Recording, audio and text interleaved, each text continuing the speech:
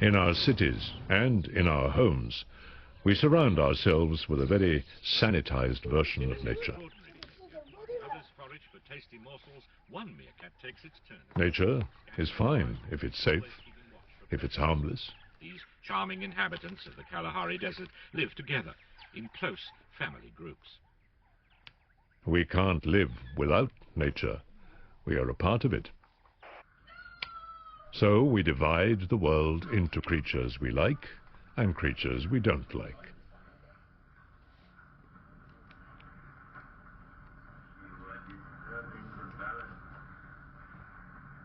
Into the good, the bad, and sometimes the ugly. But nature doesn't hold such prejudice. We may not like cockroaches, but they like us, and they have done for thousands of years. Wherever and whenever humans stockpiled food, roaches were there to share it.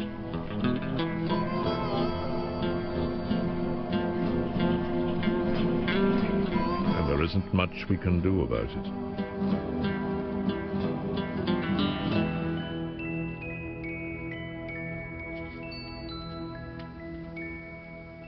On a cockroach's tail, tiny hairs vibrate with the slightest air current, warning of approaching danger.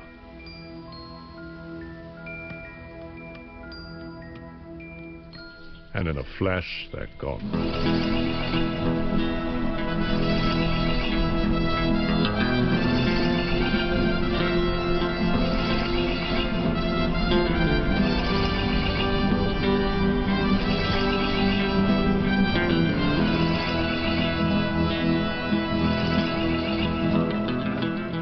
In large numbers, cockroaches create a disgusting smell, another deterrent to anything that could threaten them.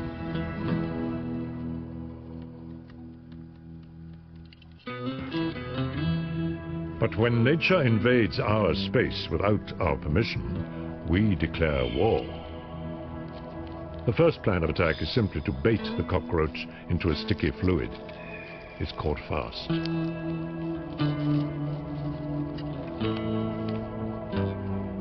Simple, but effective. But our warm, comfortable homes are a haven for other unwelcome guests. Brown rats, much more recent companions than roaches, joined us from the Near East in the 17th century to exploit our food supplies. And house mice, smaller, able to live in spaces the rats can't reach.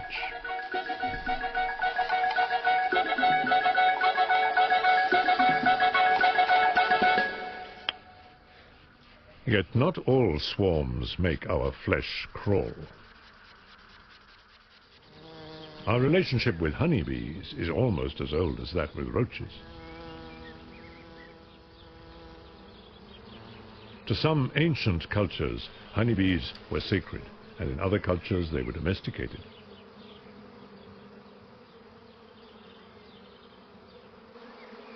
Either way, we exploit this swarm.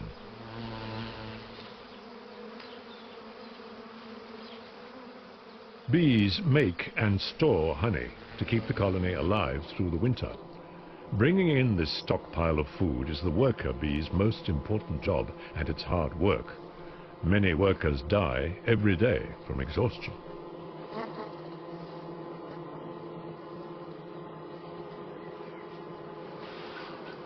We've learned to control honeybees using smoke to calm them, subdue them, making them docile and less likely to sting.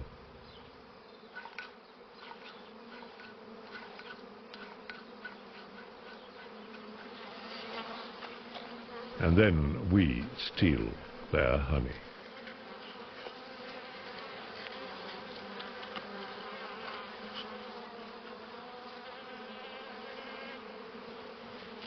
There was a time when honey was the only way we could indulge our taste for sweet things.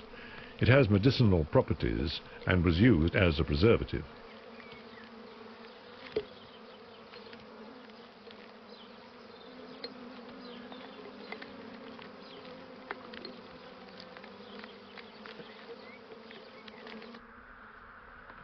But just as we exploit the honeybee's hard work, other swarms are even more efficient at exploiting ours. Nothing can compare the unimaginable size of a vast swarm. Locusts sweeping across the land in a huge sway, covering 1,000 square kilometers. Every 10 to 15 years or so, conditions alter in the environment. The coming of the rains or change in temperature trigger this massive migration. Millions of locusts take to the air each day, eating their own body weight in the green shoots of our well-tended crops.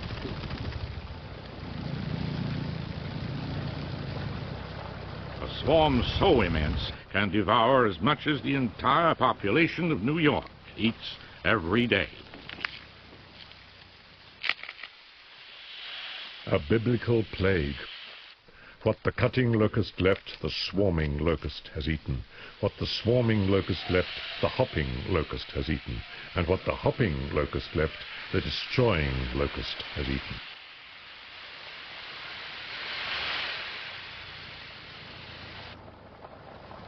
This swarm thrives simply because of our hard work. We cultivate our crops, providing a perfect food supply for the swarm as it passes through. The best we can do is to try to spray the locusts before they reach the next farm.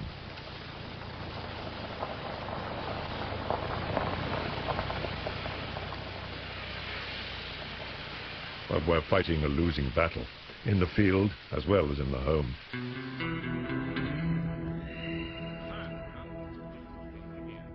locusts are once more on the move.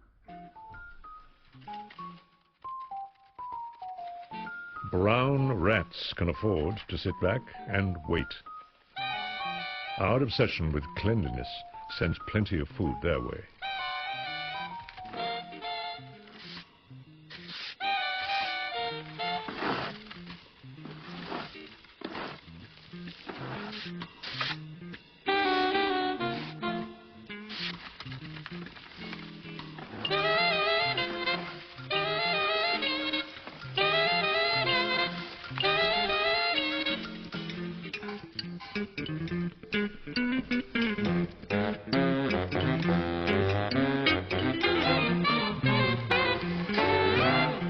Rats eat almost anything, but any new food must be tested.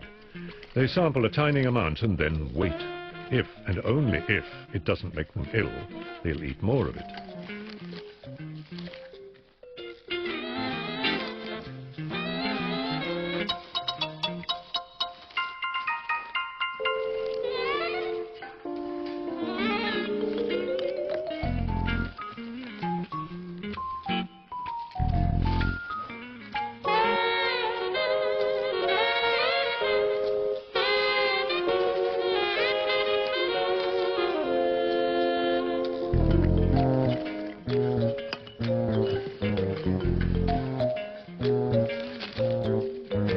Rats, being so particular, are very hard to exterminate. Sometimes they try out a tiny amount of rat poison, reject it as dangerous, and leave it alone.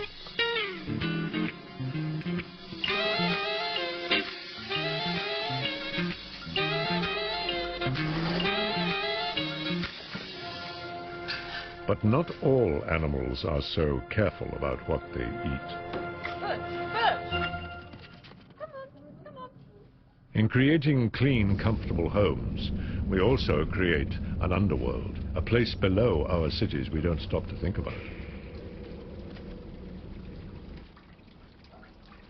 Deep in the sewers, rats live and multiply.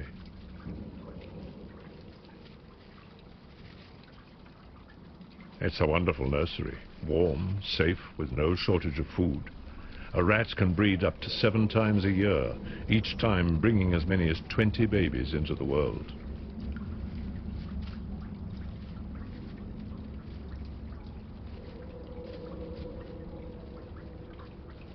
Rats sometimes live in groups, swarms, of 50 or more, all descended from one female.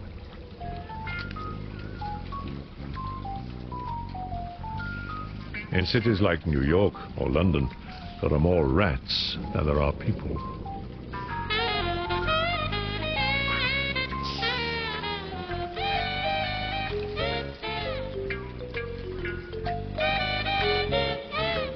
and there are more roaches than rats. Down here, cockroaches eat whatever they can find, and rats eat the cockroaches. A whole miniature ecosystem thrives beneath our feet. Out of our sight and out of our control, these hidden worlds are terrifying, the stuff of nightmares and horror movies.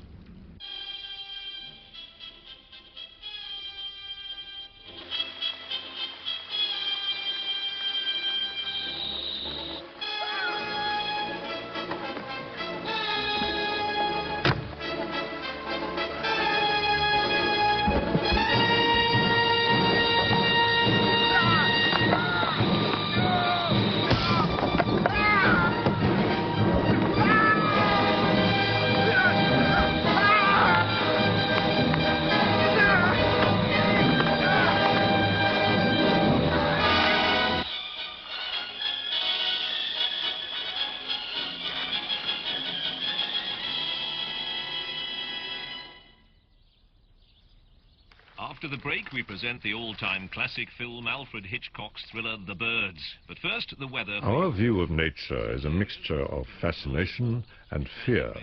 While we try to contain it and control it, we find its raw power disturbing. A bird in a cage becomes a pet, a symbol of our dominion over the natural world. But birds in huge numbers are very different, and depending on your point of view, they can be a spectacular display or a vision of terror.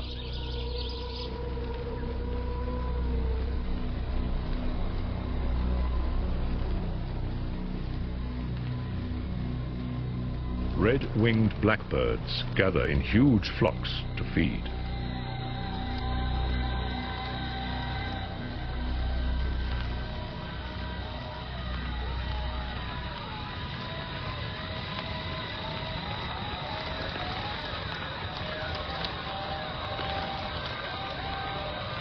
And at the end of the day, the flocks come together in massive roosts of up to 20 million birds. Unlike Hitchcock's vision of the birds, these blackbirds won't do us any direct harm, yet we still try to keep them out of the way of our homes.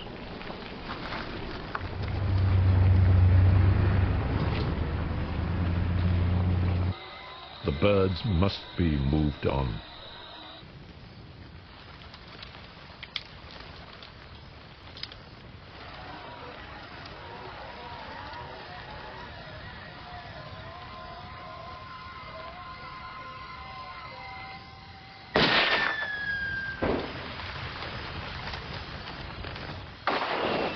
Bird scarers scatter the flocks, sending them to roost somewhere else, anywhere else.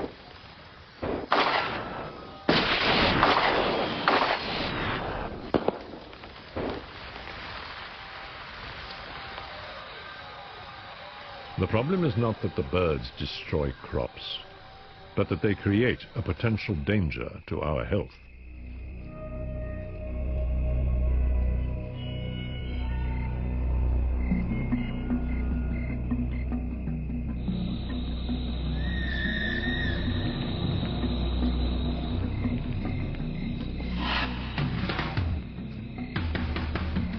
A flock this size produces huge amounts of droppings, which accumulate under the trees. A fungus that breeds naturally in the soil now runs riot, and its spores can cause diseases.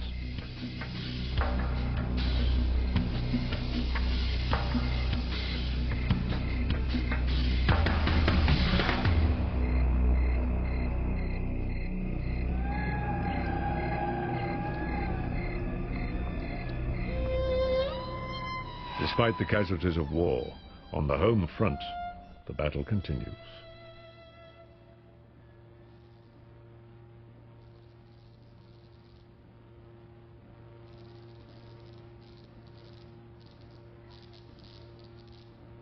And it's time to resort to modern technology, a space-age zapper.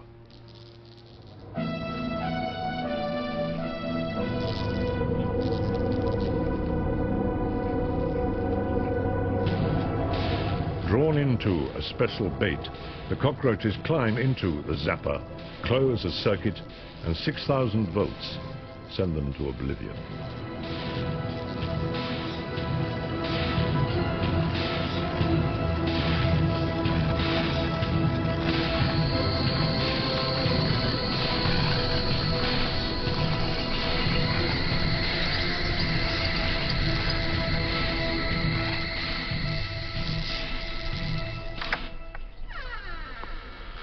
But there are always more cockroaches.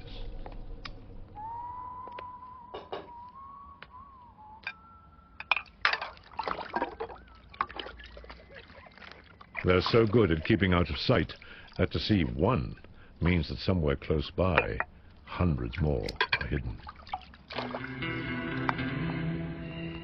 And nature is the expert at recycling.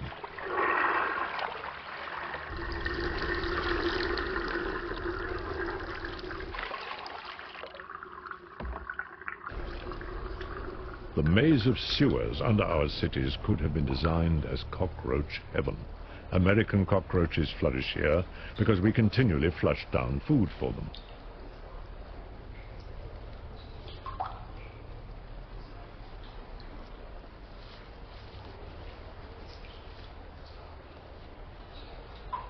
They breed quickly. A female cockroach lays 16 eggs at a time and carries them around in a purse, keeping them safe until the tiny cockroaches are ready to hatch into the world.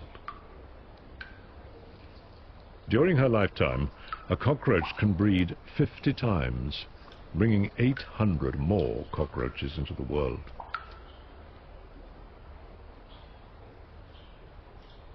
It takes 14 months for a cockroach to become fully grown, and it can easily live a further 2 years.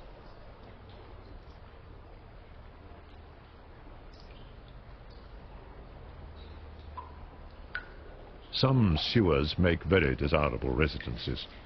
Under the plush hotels of London's Mayfair, so much warm water is flushed away that these sewers have become a tropical paradise for the American cockroach.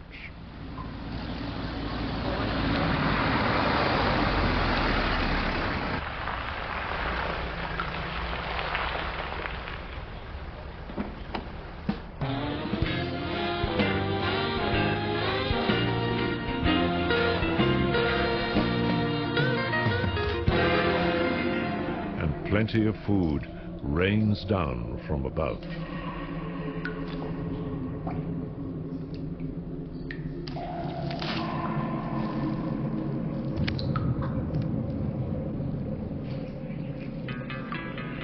Cockroaches, it seems, recognize quality when they see it.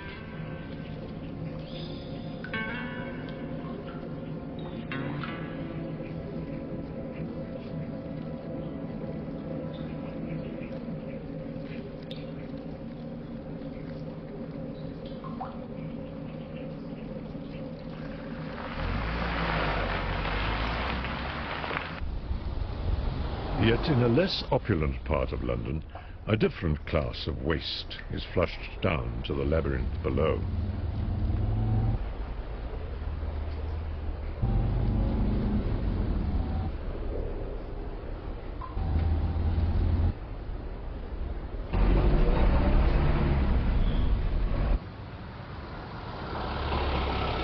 These sewers are supplied by bars and restaurants.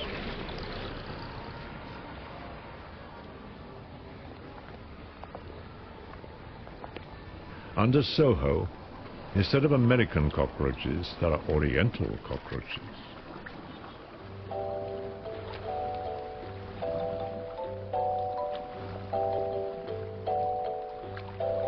Despite their name, Oriental roaches originally came from Africa, but they may have reached Europe from the Far East in shipments of food.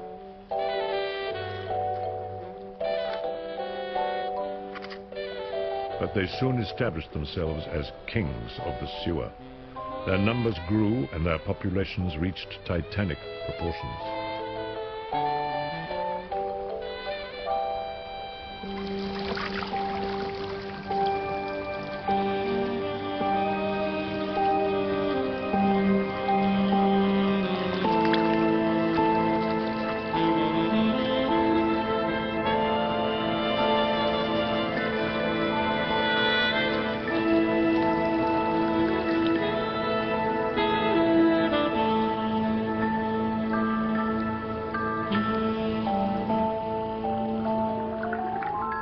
Cockroaches breed quickly, but not as quickly as the swarms of microbes that live in these depths. Every 20 minutes, these bacteria reproduce, doubling their numbers, and in the warm, damp underworld create a living, breathing blob. As they feed and grow and divide, they exude hydrogen sulfide, the gas that smells of rotten eggs.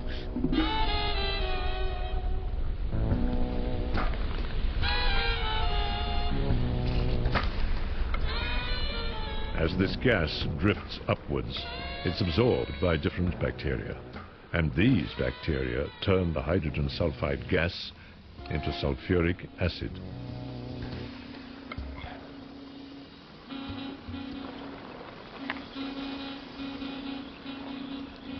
And sulfuric acid eats away at the mortar, holding the bricks in place.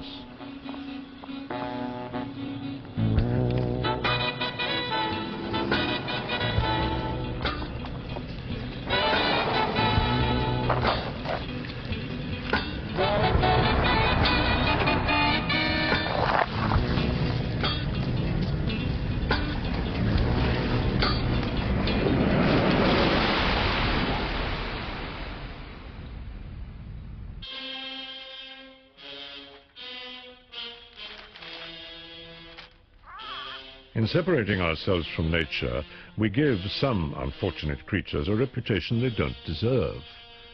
Piranha, alone, are harmless, but in a swarm, they're killers. Or so we like to believe.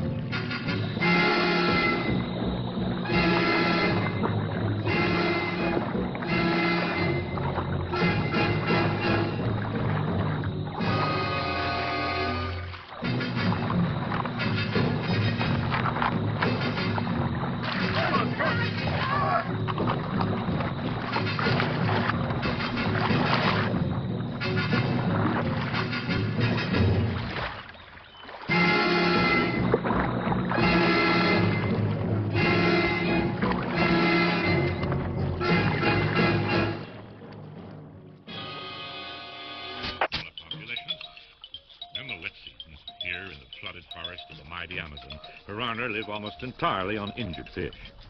This time of year, their fearsome reputation as killers is unfounded, a figment of our imaginations. They are drawn to the vibration and smell of their unfortunate prey already in its death throes, and here, in pictures never before filmed, these efficient fish quickly dispatch their victim, releasing it from a slow, painful death.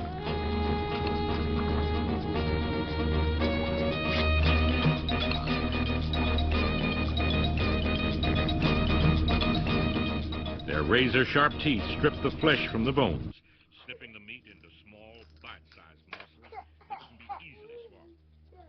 The teeth are arranged in the short, broad jaws. We divide nature into good and bad, for us or against us. And some that we see as bad is for good reason. It's part of our survival instinct, a legacy of our evolution on the plains of East Africa.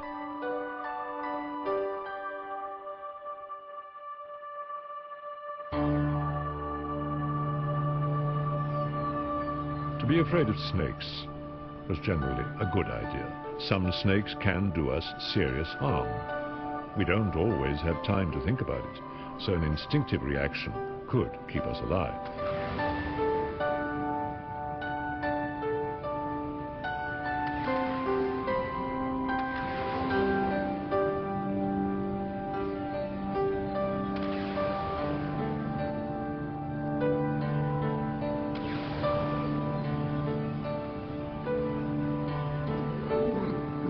also have an instinctive fear of some animals that are harmless. We are creatures of the daylight, and we fear them because they come from the darkness, from the night. Bats spend the daylight hours hidden in caves, emerging only as the sun goes down.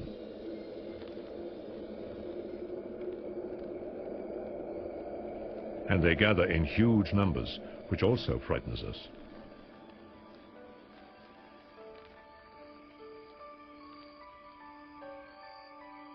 But for these Mexican free-tailed bats, big numbers offer protection. A bat hawk simply waits for them to take to the air, then trawls through the flock. The more bats there are, the less likely that any one individual will be the unlucky one.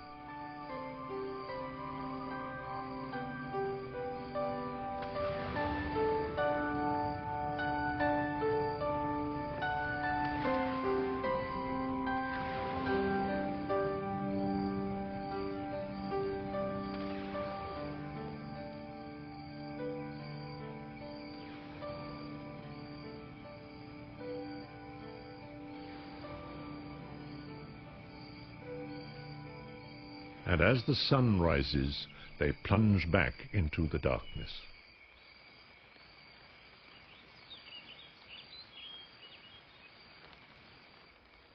In the rush to get back, a few are knocked to the floor. There is no second chance. The floor is covered with cockroaches, who waste no time tidying up. They are nature's refuse collectors, clearing away the debris, keeping the cave clean.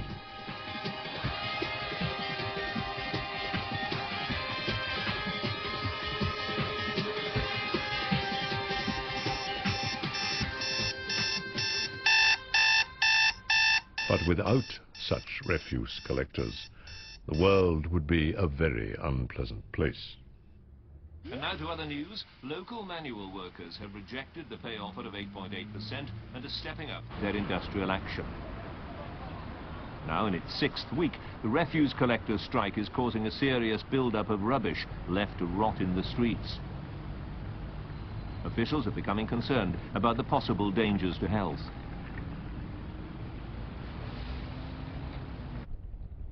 With no human refuse collectors, nature has a way of cleaning up the overflow. Decaying matter, food for voracious fly maggots, and flies breed at a phenomenal rate. More on the rubbish strike after the news and weather. But first, news of Middlesbrough's extraordinary 6-0 cup win over Bolton Wanderers.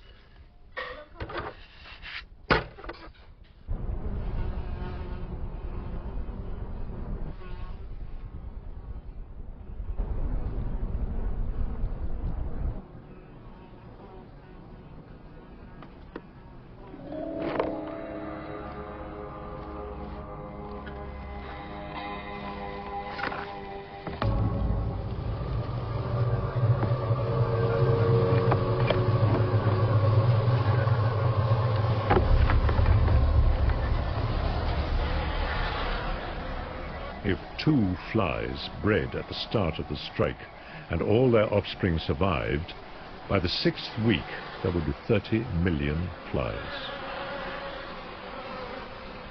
And all these flies have one purpose: to make more flies.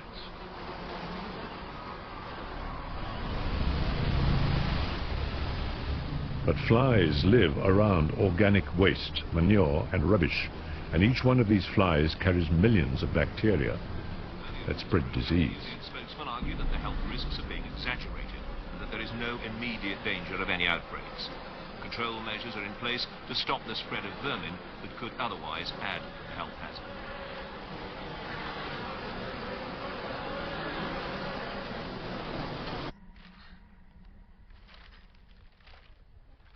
But when populations get too big, they spread out.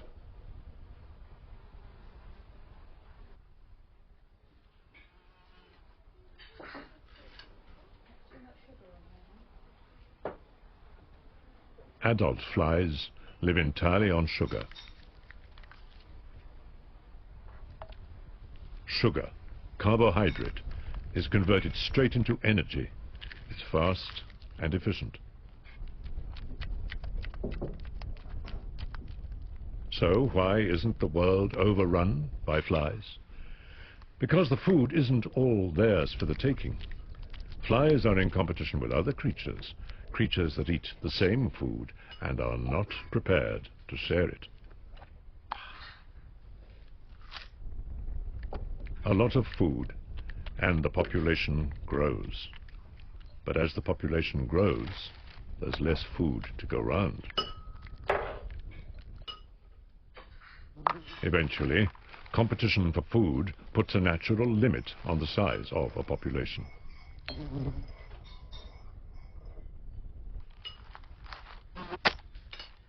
And where there's competition, sooner or later there will be direct conflict.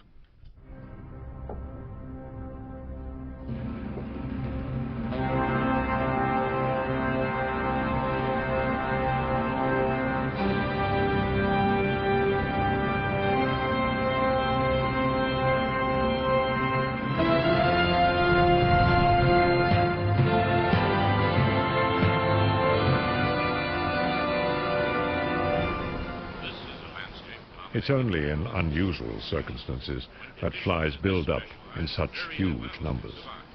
At Mono Lake in California, the water is naturally salty. Too salty for anything to live except the brine fly.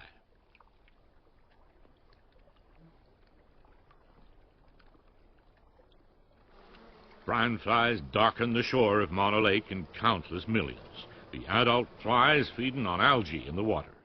This bizarre Mono Lake in California is a natural example of what happens when there's nothing to keep a population in check.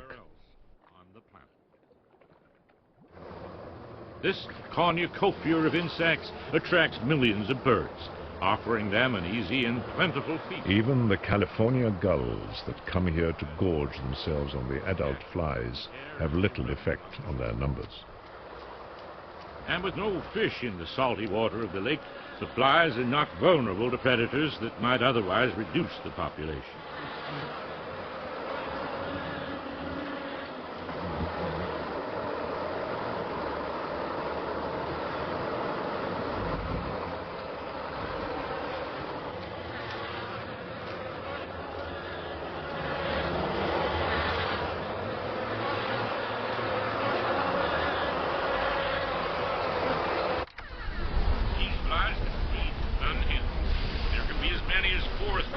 Flies per square foot on the shore. 2 or 3 generations of brine flies hatch on the shores of the lake every year. But brine flies are harmless to humans, simply living out their lives in the warm desert climate, feeding, breeding, with no other purpose than to make more brine flies.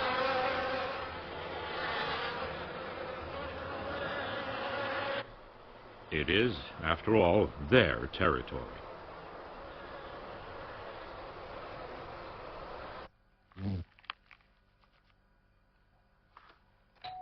And the war against the cockroaches has little impact on their numbers. It's time to try a biological weapon.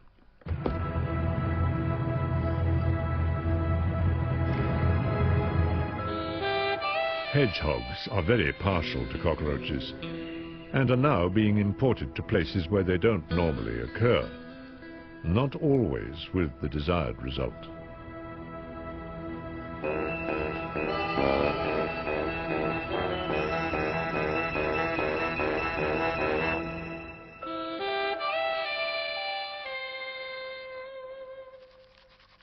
Humans, either intentionally or unintentionally, move animals around the world into places they were never meant to be.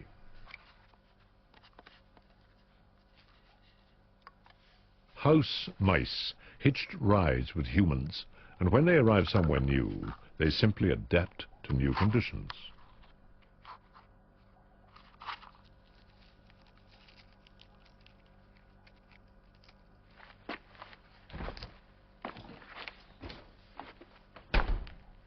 They've even been found living in industrial deep-freeze storage rooms with extra fluffy coats to keep them warm.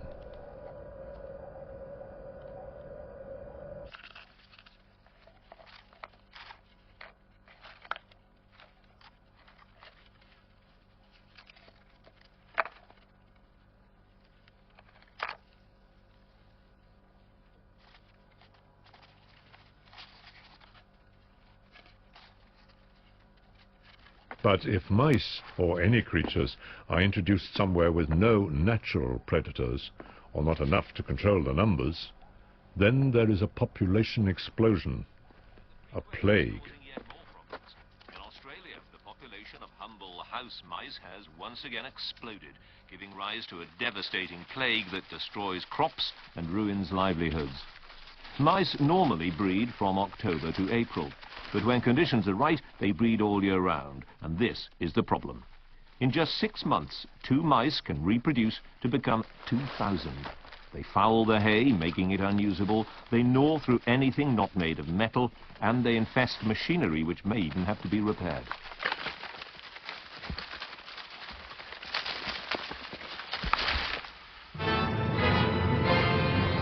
And still, the cockroaches won't be beaten.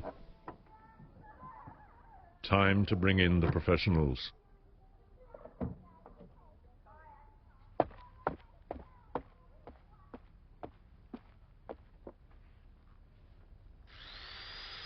The cockroaches are besieged in their hiding places.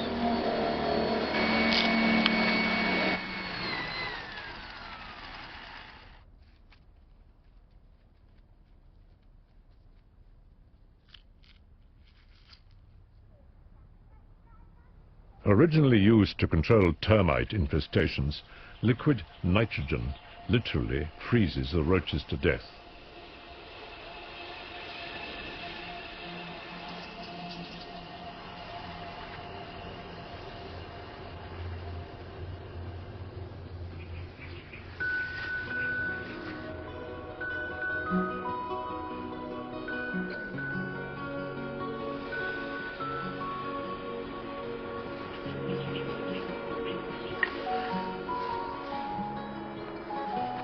Although cockroaches sometimes carry diseases, they mostly offend our sense of cleanliness, our pride in our neat, tidy homes. But lurking in the attic is a swarm that has brought death and pestilence to much of the world.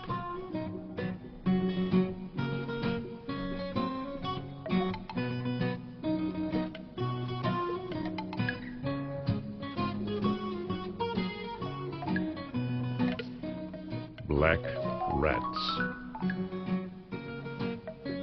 Black rats are tree rats and are very agile.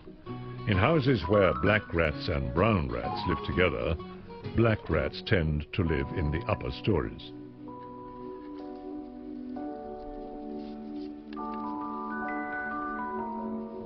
But black rats carried the fleas that spread bubonic plague throughout Europe in the 14th century. They brought the Black Death.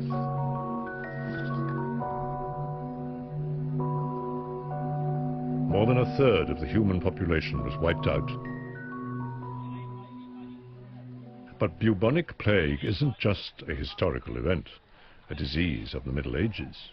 In India, more cases of bubonic plague are being reported every day in this recent outbreak. The campaign to eliminate the fleas that spread the disease is underway, and the Indian Red Cross is organizing the distribution of antibiotics in an attempt to check the spread of the plague. The key to its control may lie with the rats that are known to carry the fleas, and only a few places are known to have escaped the recent outbreak. Yet, even though they can carry disease, not all cultures see rats as evil, as creatures to be feared. To Hindus, life is sacred, all life, and rats are no exception.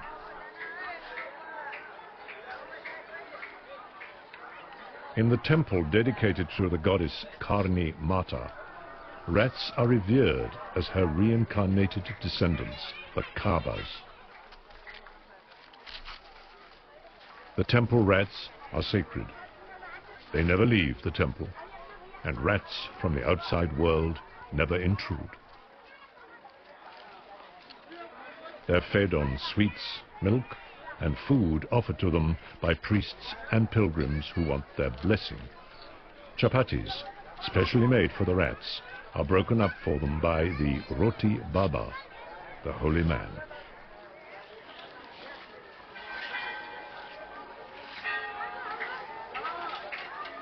The temple is in the town of Deshnoke, and despite the waves of bubonic plague that have broken out in India, Deshnoke has never had to suffer the disease. The town is blessed by Karni Mata and her Kabas, her rats.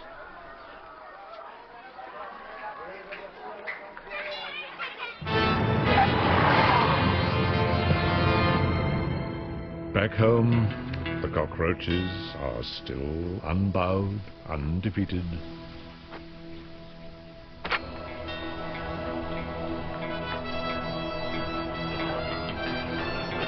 All that remains is to bring in the big gun, the newest technology in the war of cockroaches versus humans.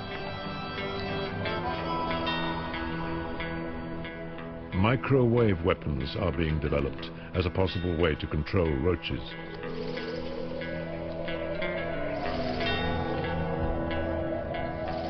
The theory is that aiming beams of microwaves at the wall cavity where the cockroaches are holed up should simply cook them alive.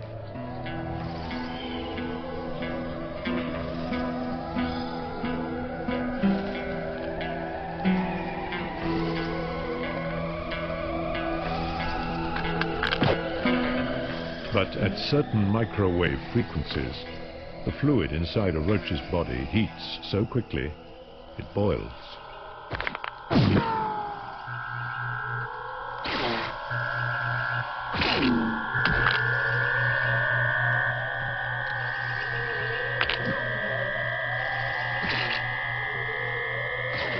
With such a high-tech approach, curiosity and cats would not be a good combination.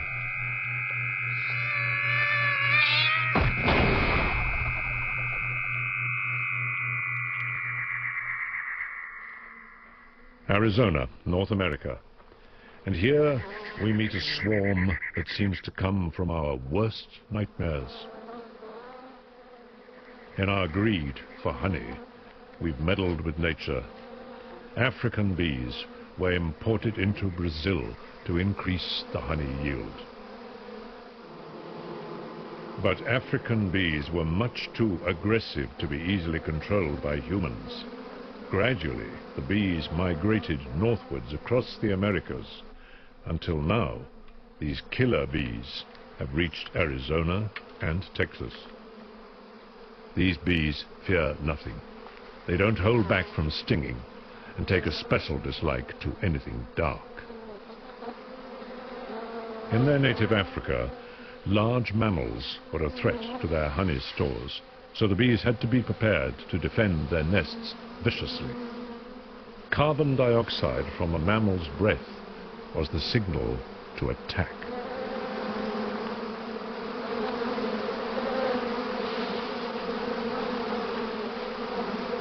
As they attack the test balls, the stings are automatically counted.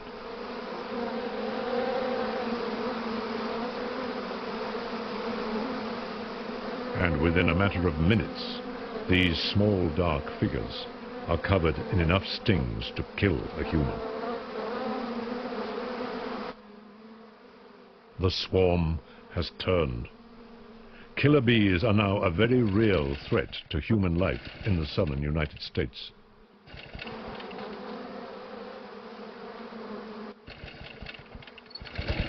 Even the vibrations and carbon dioxide from a lawnmower are interpreted as a threat.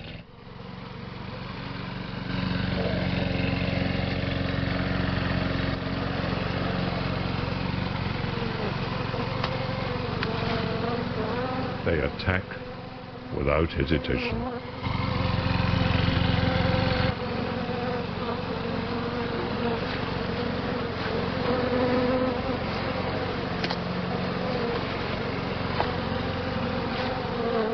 was only one way to fend off the assault.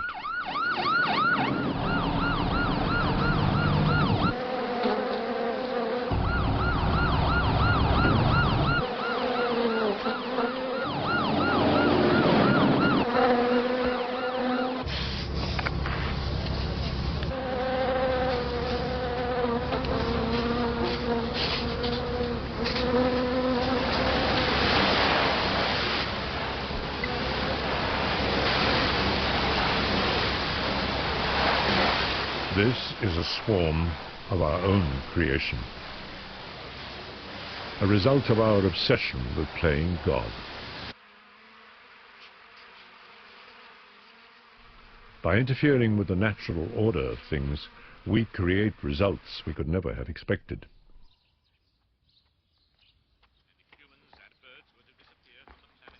Our war against nature is never-ending. Continue undisturbed, as it has done for millennia. Yet from nature's point of view, there is one swarm that has infested the whole planet. Humans. We number in our billions. Still growing, still spreading, taking control wherever we go. The ultimate swarm of all.